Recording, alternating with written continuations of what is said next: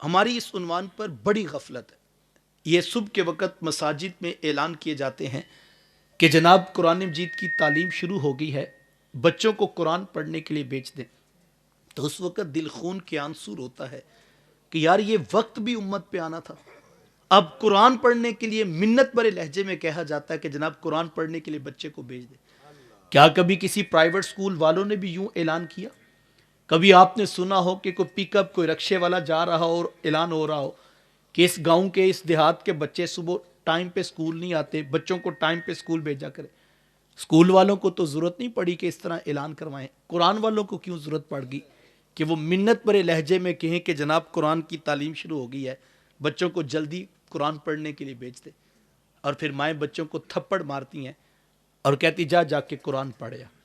بچے کی آنکھوں میں آنسو ہوتے ہیں، میلے کچیلے کپڑے اس نے پہنے ہوتے ہیں، اور بعض اوقات رات کپڑوں میں پیشاب کیا ہوتا ہے، اور وہ انہی ناپاک کپڑوں کے ساتھ مسجد میں آ رہا ہوتا ہے، اور اس کے ہاتھ میں اس کتاب کا پارا ہوتا ہے جس کے بارے حکم ہے کہ اس کو بے وضوئی کی حالت میں چھو بھی نہیں سکتے۔ اور پھر جو مسجد کی حالت ہے وہ بھی کسی سے مخفی نہیں۔ ایک قاری صاحب بیٹھے ہیں، 60-70 بچے ان کے سامنے بیٹھے، آدھا گھنٹہ کلاس کا ٹائم ہے، پچھلا سبق سننا بھی ہے، آگے کچھ نہ کچھ پڑھا کر بھی بھیجنا ہے۔ ایک بچے کے حصے میں 1 منٹ بھی پورا نہیں آتا۔ مجھے بتائیں کتنا قرآن سیکھ کے وہ گھر گیا ہوگا؟ اور اگر قاری صاحب گروپ بندی کر کے کوئی نماز کوئی دعائیں سکھانا بھی چاہیں تو بعض اوقات مائیں دروازوں تک پہنچ جاتی ہیں کہ قاری صاحب کو نہیں پتا کہ بچہ سکول سے لیٹ ہو رہا ہے، سارا دن اس کو آج ہی سکھانا تھا۔ یہ ہمارے رویے ہیں قرآن مجید کی تعلیم کے حوالے سے۔ اچھا، یہ تو تصویر کا ایک رخ ہے، اب ذرا تصویر کا دوسرا رخ بھی ملاحظہ کیجئے۔ وہی بچہ جب گھر واپس پلٹتا ہے، ماں جلدی سے پکڑ کر بچے کو نہلاتی ہے، رات سے یونیفارم پریس کیا تھا کہیں واپڈا والے لائٹ نہ بند کر دیں اور بچہ سکول جانے میں لیٹ نہ ہو جائے، اس کو سکول کا یونیفارم پہناتی ہے، اس کی آنکھوں میں سرما، اس کے بالوں میں تیل لگاتی ہے، بیچ اس کو سکول کے یونیفارم کا دیتی ہے، ٹائی اس کو سکول کے یونیفارم کی لگائی جاتی، پالش شوز دیے جاتے ہیں، کتابیں پینسلیں ربر شارپنر تک مائیں خود دیکھتی ہیں کہیں کوئی چیز گھر نہ رہ جائے اور بچہ صبح سکول میں پریشان نہ ہو۔ لنچ باکس اس کے بیگ میں رکھا جاتا ہے، واٹر کین اس کی بغل پہ لٹکائی جاتی ہے، اور باپ اٹھتا ہے 20 روپے خرچی اس کی جیب میں ڈال کے، ماتھا چوم کے اس کو موٹر سائیکل پہ بٹھاتا ہے، اور 7 بجے سکول چھوڑ کے آتا ہے، 2 بجے وہاں سے چھٹی، 3 بجے ٹیوشن سینٹر، 6 بجے وہاں سے چھٹی، اور ہفتے کے بعد ماسٹر صاحب کو بھی فون کر کے پوچھتا ہے کہ میرا بیٹا پڑھائی میں ٹھیک جا رہا ہے نا؟ میں نہیں کہتا بچوں کو سکول نہ بھیجیں، ان کو ضرور سکول بھیجیں، یہ بنیادی تعلیم ہے، اس کے بغیر بھی گزارا نہیں۔ لیکن میرا ایک سادہ سا سوال ہے، کبھی تنہائی میں بیٹھ کر اتنا ضرور سوچئے گا صبح رب کے قرآن کو کتنی عزت دی تھی اور شام تک دنیاوی تعلیم کے لیے ہم کتنے تڑپتے رہے۔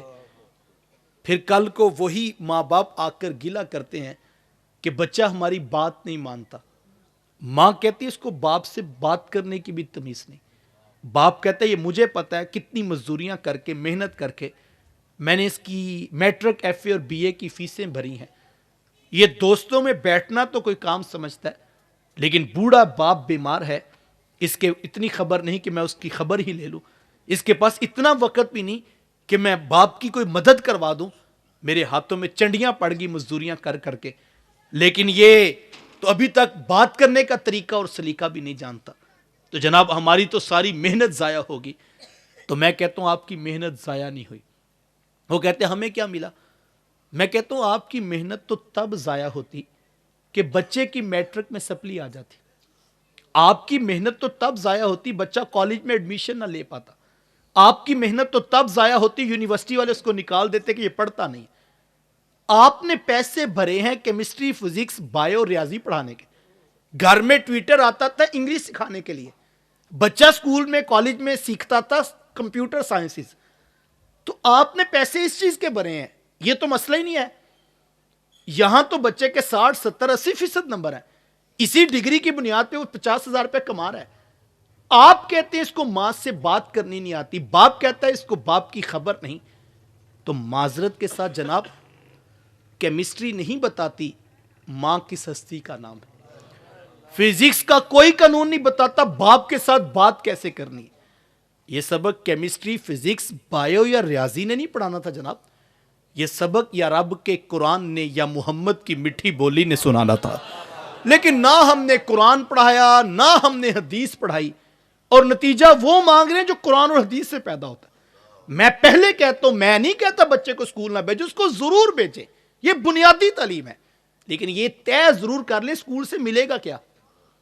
یہ طے کریں کہ ہم جو فیسیں بھر رہے ہیں کس بات کی بھر رہے ہیں. وہاں پڑھنے کے بعد آپ کے بچے کو ایک ڈگری کے کاغذ کا ٹکڑا ملے گا جس کی بنیاد پہ آپ کا بیٹا افسر لگے گا، 60,000 70,000 80,000 کمائے گا. اس کی معیشت کا، اس کے کاروبار کا معاملہ حل ہوگا، اس کے رزق کا مسئلہ ریزالو ہوگا. جو آپ کہہ رہے ہیں کہ یہ بات نہیں سنتا، اس کے لہجے میں ادب نہیں ہے، اس کی آنکھوں میں حیا نہیں ہے، اس کی خلوت پاک نہیں ہے، تو جناب یہ روح کی بیماریاں ہیں. اور روح کی بیماریوں کا علاج صرف یہ ہے، بچے کو سونے محمد کی چوکھٹ پہ کھڑا کرو. یہاں پہ آؤ گے تو تمہیں یہاں سے کچھ ملے گا، تو طے کر کے چلیں. مجھے کوئی اعتراض نہیں، سادہ سی بات ہے یار. آپ پیٹرول پمپ پہ چلے جائیں اور آپ کہیں کہ جناب 1 درجن انڈے اور 1 بریڈ دے دے، تو وہ کیا کہے گا؟ بھائی یہاں سے یہ چیزیں نہیں ملتی. وہ کہے گا بھائی کسی بیکری پہ چلے جائیں. آپ بیکری پہ جائیں اور کہیں کہ 1 لیٹر دودھ دے دے یا 1 لیٹر پیٹرول دے دیں، تو وہ کیا کہے گا؟ بھائی کسی پیٹرول پمپ پہ جائیں. جو چیز جہاں سے ملتی وہاں ضرور جائیں. تو اسکول، کالج، یونیورسٹی کی کون نفی کرتا ہے؟ سوال تو یہ وہاں سے آکسفورڈ کے سلیبس میں یہ مضمون ہے ہی کوئی نہیں. کیمسٹری کے پورے سلیبس کے اندر کہیں ماں کا ذکر نہیں، کہیں باپ کا ذکر نہیں. یہ تو قرآن سے ملے گا. قرآن تو بتائے گا اف ولا تنہرہما، ان کو اف بھی نہ کہنا، ان کو جھڑکنا بھی نہ. وَقُلْ لَهُمَا قَوْلًا كَرِيمًا، ان کے ساتھ قول کریم سے بات کرنا. یہ تو قرآن سکھائے گا نا. یہ تو محبوب کی حدیث بتائے گی کہ جس کا باپ راضی ہے ہم ضمانت دیتے ہیں اس کا عرش کا رحمان بھی راضی ہے. یہ تو محبوب کے فرامین بتائیں گے کہ جس کا باپ ناراض ہے اس کا عرش کا رحمان بھی ناراض ہے. یہ ہم نے سکھایا ہی نہیں ہے. اور ہم بڑھاپے میں نتیجہ وہ مانگ رہے ہیں. دیکھو آپ دیہات کے لوگ ہیں، اگر آپ نے بوائی کے موسم میں گندم بیجی ہے تو کٹائی کے موسم میں آپ کہیں یہاں چاول کیوں نہیں نظر آ رہا؟ تو میاں جو بیجا ہے وہی نکلے گا. وہ کیا کسی نے کہا تھا، تم نے خود ہی تو زمین میں انسانوں کے سر بوئے ہیں. تم نے خود ہی تو زمین میں انسانوں کے سر بوئے ہیں، اب فصل خون اگلتی ہے تو شکوہ کیسا. تو جو بچوں کو دیا بچے تو اسی طرح کی بات کریں. انہوں نے 2 دنی 4 کا پہاڑا پڑھا ہے تو اسی کے ساتھ وہ ساری زندگی چلتے ہیں. لیکن ہم نے ان کو اخلاق کا سبق تو سکھایا ہی نہیں، ان کو آداب معاشرت تو بتائے نہیں، ان کو ماں باپ اور رشتہ داری کا تقدس، یہ تو قرآن اور حدیث کا مضمون تھا، لیکن ہم نے وہ نہیں سکھایا. دوسرا بنیادی حق یہ ہے، صحت لفظی کے ساتھ، مخارج کی صحیح ادائیگی کے ساتھ بچوں کو قرآن پڑھنا سکھائیے. وقت سمٹ گیا. تیسرا حق یہ ہے، اس کے معنی، اس کے مطالب، اس کے مفاہیم کے اوپر غور کیا جائے. ترجمہ القرآن پڑھنے کا بندوبست کرے. میں حفاظ کرام سے بھی خاص طور پہ کہنا چاہوں گا، یہ ایک پہلا سٹیپ پورا ہوا. اللہ نے آپ کو کرم کیا کہ آپ کو قرآن مجید تحفیظ کے ساتھ سینے میں سمو لینے کا جو ہے وہ شرف نصیب ہوا. لیکن اس کے معنی، مطالب، مفاہیم، ترجمہ القرآن پڑھنے کا بندوبست زندگی میں ضرور کرنا. قرآن کے معنی کے اوپر غور کیا جائے. ہم اس سے بہت دور ہیں. یہ بھی رمضان المبارک آ رہا ہے، لوگ بڑے شوق فراواں کے ساتھ تلاوت کرتے ہیں، بڑی اچھی بات ہے. عید والے دن بھی لوگ بتا رہے ہوتے ہیں اس رمضان میں نے 10 مرتبہ قرآن پڑھا. کوئی کہتا ہے میں روزانہ 2 پارے پڑھتا تھا. بڑی اچھی بات ہے، برکت کی بات ہے. لیکن یاد رکھیے گا، آپ علماء سے مسئلہ پوچھ لیجئے گا، فتویٰ لے لیجئے گا.